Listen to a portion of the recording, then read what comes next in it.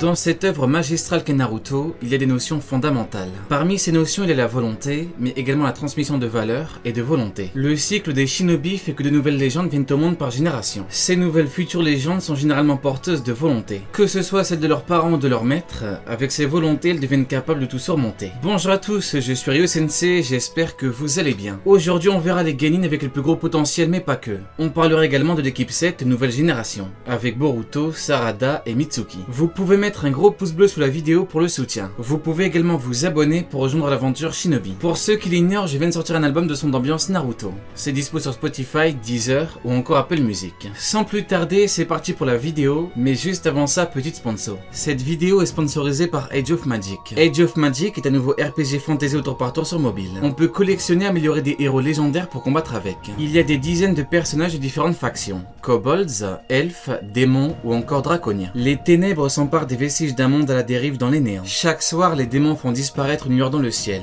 Pourtant, l'espoir demeure. On peut explorer le vaste monde à l'univers bouleversé par deux puissances, la lumière et les ténèbres. Par exemple, là on combat et on peut admirer les grosses attaques et une certaine beauté visuelle. Les combats sont très bons et ça fait plaisir d'y jouer tranquillement. On rencontre des héros légendaires et on mène des combats des plus épiques contre beaucoup d'ennemis. On peut former une équipe de héros et défier d'autres joueurs dans l'arène PVP. Chaque semaine, dans le tournoi PVP de 24 heures, on combat pour atteindre les sommets. On peut collectionner et faire évoluer plus de 60 héros épiques. On peut utiliser différentes stratégies pour former le groupe le plus puissant du monde. Les combats au tour par tour sont rapides, tactiques et très puissants. Les événements sont là pour que l'on combatte et pour que l'on relève tous les défis. Téléchargez maintenant Age of Magic de l'App Store et Google Play et recevez 65 recharges d'énergie, 150 or et le héros Roland du niveau 7.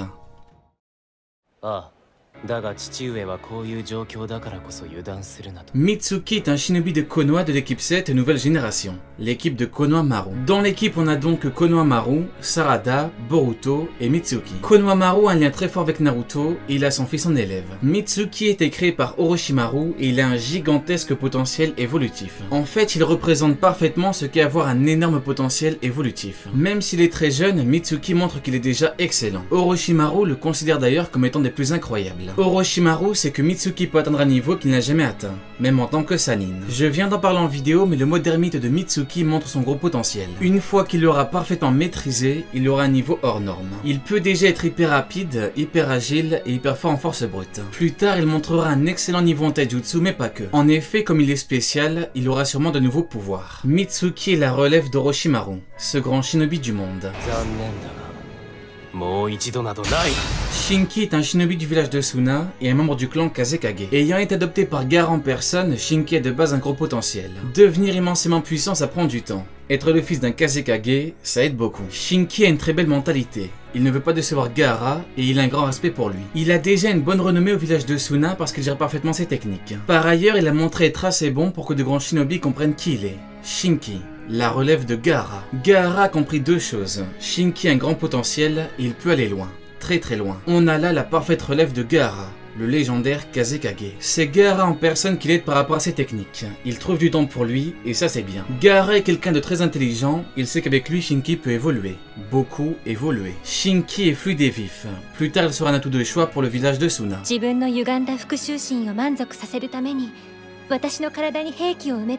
Sumire Kake est une Kunoichi de Konoha. Son histoire est profonde et elle montre bien que la haine peut engendrer la destruction. Son père était proche de Danzo, et même très proche, quand Danzo était le patron de la racine. Après la fin de Danzo, la racine fut dissoute, et Tanuki, donc le père de Sumire, dut stopper son travail. Il aura alors une haine viscérale envers Konoha, et partira dans une quête de vengeance. Il forma alors sa fille et lui transmettra un Funjutsu d'un très haut niveau. Sumire ne vivra alors que pour accomplir le but de son père. Tanuki. Sumire s'est fait entraîner par son père très tôt au combat. Avec une nouvelle identité, elle intégra l'académie sans se faire repérer. Au final, tout rentra dans l'ordre, mais on voit bien que ça aurait pu finir très mal pour Konoha. Le résultat de la technique Funjutsu serait une créature conçue avec les cellules d'Ashirama. Cette créature est désormais l'invocation de Sumire et elle peut combattre avec. De par son histoire et son invocation, Sumire peut avoir un gros potentiel. En fait, elle peut être la surprise par rapport à la nouvelle génération. Les projecteurs sont braqués sur les autres, mais il ne faut pas la sous-estimer.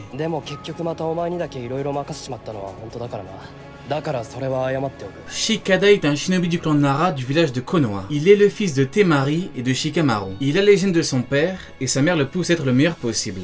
Sa mère qui est la sœur de Gaara. Il est considéré comme un génie comme son père. Il est intelligent, réfléchi et sait gérer différentes situations. Il a réussi à battre Yodo, la meilleure genin de Suna. Il sait gérer ses techniques avec des stratagèmes toujours plus ingénieux, comme un certain Shikamaru. Il est le digne héritier de Shikamaru qui est le digne héritier de Shikaku. L'avantage qu'il a, c'est une possibilité de combinaison, technique d'ombre et technique futon. Par rapport au futon, je pense qu'il va réellement s'entraîner pour avoir d'excellentes combinaisons. Il lui faut une maîtrise parfaite des ombres et d'immenses techniques futon. On se rappelle qu'à l'époque, Temari avait choqué le monde entier avec son invocation. La technique était si puissante qu'elle a fait d'une pierre deux coups. Elle a gagné et a tout détruit. Les techniques futon sont très puissantes et Shikada y en a besoin. Bien évidemment, qui dit gros potentiel dit forcément Boruto. Boruto Uzumaki. Boruto est un shinobi de Konoha qui a comme père un Uzumaki et comme mère une Yoga. Les Uzumaki sont connus pour trois choses: leur chakra, leur longévité et leur funjutsu. De leur côté, les Yogas sont connus pour leurs yeux et leur style de combat, au corps à corps. Boruto n'a pas de bijoux mais ses gènes sont en sa faveur. Boruto est d'ailleurs déjà considéré comme ayant un gros potentiel, un énorme potentiel. Fils du Hokage, il n'a pas le choix, il faut qu'il soit à la hauteur. Selon Kakashi, la très tôt peut être comparé à des Chunin, ce qui montre qui il est. Une vidéo spéciale œil de Boruto est prévue. En attendant, ce qui est sûr, c'est qu'il a un gigantesque potentiel évolutif. Il est tout bonnement phénoménal. Mode ermite, œil final, immenses techniques élémentaires. Il est le fils de Naruto, l'élève de Konohamaru et le disciple de Sasuke. Les menaces seront de plus en plus dangereuses. Il faut que Boruto puisse sauver tout le monde. Le monde ninja ne pourra pas toujours compter sur Naruto et Sasuke. La nouvelle génération doit être prête, et le moins que l'on puisse dire, c'est que Boruto sera au top niveau. Digne fils du Hokage, il aura de grosses combinaisons avec le Rasengan. Par rapport aux techniques, son père a su montrer un long panel. Il devra donc en faire de même. Boruto sera expert en taijutsu, en invocation et en kenjutsu. En forme adulte, on le voit avec une lame. Je ne pense pas qu'il la manie juste comme ça. Naruto est un maître en futon, mais son fils peut faire de grosses combinaisons d'éléments. On l'a déjà vu utiliser du Suiton et du Raiton. Le ton a donc été donné. Le Fuiton de Naruto et le Raiton de Sasuke. Boruto sera exceptionnel. Metali est un shinobi de Konoha. Fils de Rock Lee, il est son digne successeur. Tout comme son père, il est expert en taijutsu et en force brute. Metali a comme son père Gaimaito, l'ouverture des 8 portes. L'ouverture des portes octroie de gros power-up. On l'a parfaitement vu avec Rock Lee, même très jeune, ses portes sont dévastatrices. On se rappelle tous du combat Rock Lee contre Gaara. Même sans porte ouverte, il a réussi à le toucher. Mais alors, avec porte ouverte, la vitesse était hallucinante. Les 8 portes permettront à Metali de voir ses gros moments. On ne connaît pas sa mère, mais peut-être qu'il aura des techniques en lien avec cette dernière. C'est ça l'avantage d'avoir des parents de clans différents. Le seul problème de Metali, c'est un stress constant. Le jour où il passera outre, il montrera qui il est. Le digne héritier de Rock Lee.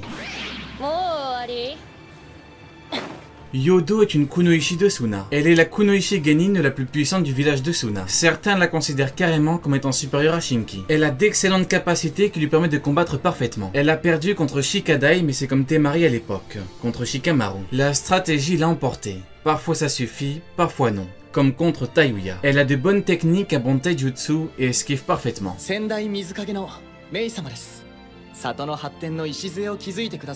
Kagura est un shinobi de Kiri. Il est au service de Chojuro le Mizukage. Kagura est un Chunin qui a guidé les élèves de Konoha à travers Kiri. Il a été choisi pour hériter d'une épée légendaire de Kiri, Hirame Karei. Cette épée est la fameuse épée de Chojuro qu'il utilisa pas mal de fois. L'épée est intéressante parce qu'elle transforme du chakra. Au plus le chakra du manieur est puissant, au plus l'épée sera puissante. Mais il dira qu'elle est consciente du potentiel de Kagura par rapport au poste de Mizukage. Petit-fils du légendaire Yagura, Kagura est en fait son héritier, même s'il refuse le caractère qu'il lui a légué. Un caractère très dur une fois l'épée en main.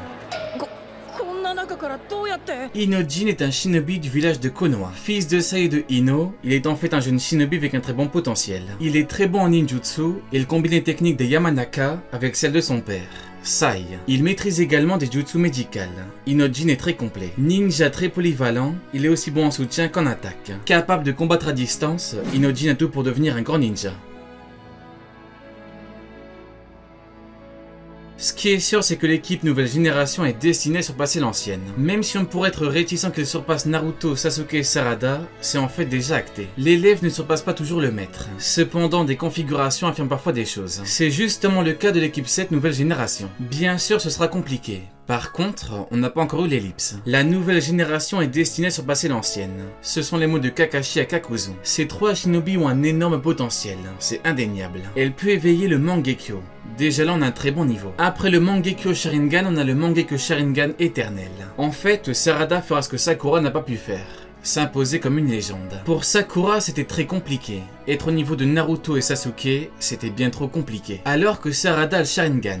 Donc là, ça change tout. Elle a le Sharingan de Sasuke et la force de Sakura. Cumulée avec la création et le renouveau suprême, Sarada sera monstrueuse. Elle représente parfaitement l'équipe 7. Un potentiel évolutif tout bonnement hallucinant. Quand ils seront mis sur un pied d'égalité à haut niveau, ce sera incroyable. Leur puissance finale sera bien plus qu'immense. Elle sera magistrale. L'équipe 7 sera hyper complète à tous les niveaux. Ninjutsu, Taijutsu, Kenjutsu, Genjutsu, Invocation, mode ermite et j'en passe. L'équipe 7 sera parfaite à tous les niveaux. Allez, Diane, tu n'auras pas regardé une meuf de pour rien.